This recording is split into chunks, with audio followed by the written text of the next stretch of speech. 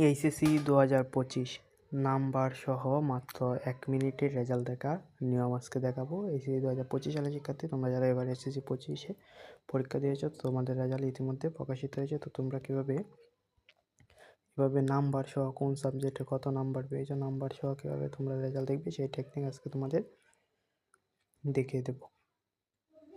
তাহলে চলো ভিডিওটি শুরু থেকে শেষ পর্যন্ত দেখো, তাহলেই তোমরা পুরো প্রসেসটা তোমরা বুঝতে পারবে। এর জন্য তোমাদের প্রথমে কি করতে হবে, এই জন্য প্রথমে তোমাদের সার্চ বক্স আসবে। সার্চ বক্সে তোমাদের সার্চ করতে হবে HSC 25 result.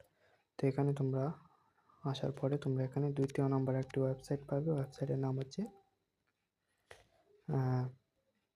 Web based result. এই ওয়েবসাইটে ক্লিক করবে।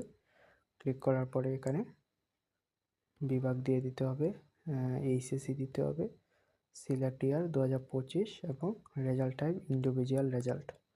তারপর হচ্ছে রোল, এখানে রেজিস্ট্রেশন নম্বর এবং এখানে একটি কোড আছে, কোড লিখতে হবে 5333। অনেকের কাছে অন্যরকম কোড আসতে পারে। তারপর এখানে ভিউ রেজাল্টে চাপ দিলেই তোমরা রেজাল্ট দেখতে পারবে।